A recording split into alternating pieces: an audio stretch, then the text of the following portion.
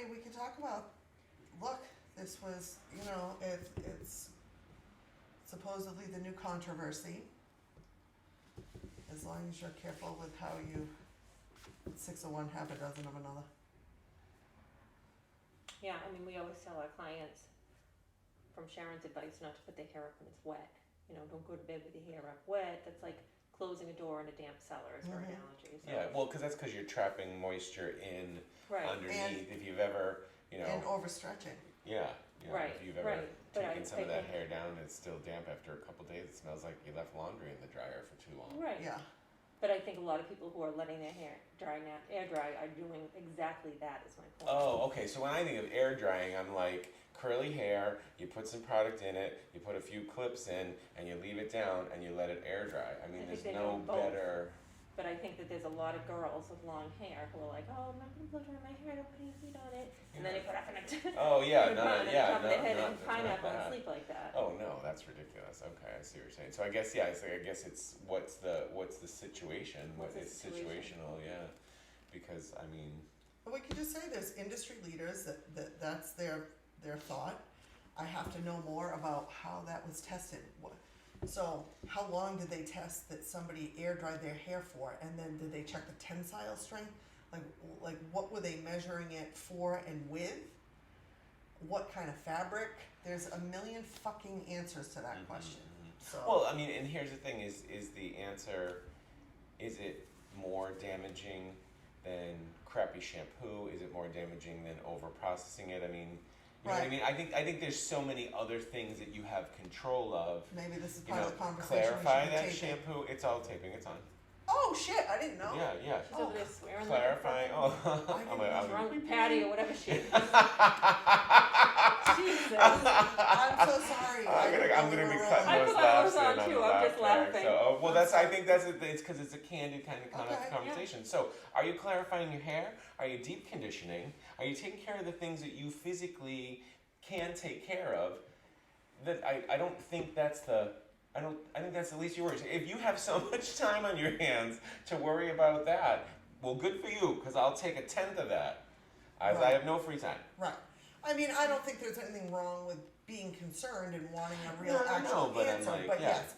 But if you're like, oh no, I have to blow dry my hair because leaving it damp is going to damage it. Again, like you said, there's just too many factors. There's too many things happening there that I don't. And I think where they're saying it can be just as. I mean, again, in the big scope of what? Yeah, in an isolated. There's so many things at play. Yeah, I think so often this information is scare tactics, right? It's just a way or a marketing tactic or something to get our attention. Who did that research? The people that make the blow dryer. Right? Right? Oh, that's who. Bastards. Right. So we just need to use the brain. Because here's the thing. Dig a little deeper, find out. My friends that are scientists in research, sometimes you go into research situations and you find exactly what you think you're going to find because that's what you're looking for. Right. You know what I mean? So it's kind of a thing. I mean, no, I'm not saying anything bad about the person asking the question, but if this is something that's coming in from people, I think the answer is, are you doing all of these other things right, which minimize the damage? Again, clarifying, good shampoo on a regular basis, good conditioner, a weekly treatment. Being careful of all those other things. Right, how mechanically you shampooing your hair. Yeah. You get in the shower beating the holy hell out of it, well then, okay, it's going to look bad no matter how it's dry. It's not going to be good. Yeah, and I've never had a client sit in my chair with really damaged hair. The air dried. That just air dried, so it just isn't, I think we just need to use our common sense on this one. And I was going to say, it's because we've debunked ammonia, now you have to talk about air drying. Right? People, the industry. Yeah. We're watching you. Yeah. This is the cabal of hairdressers that's going to take that shit down.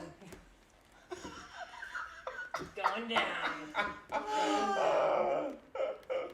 Awesome. Thank you. Yeah, thanks for asking the question. Yeah, great. Yeah. I love it. If you're taking a class and you hear that, or you're following somebody and you really respect them, and I'm not saying whoever said that doesn't believe that or didn't see maybe some science behind it, but again, I think it's too much to even consider the minutia of that. Blow dryer manufacturers. I think that's your answer.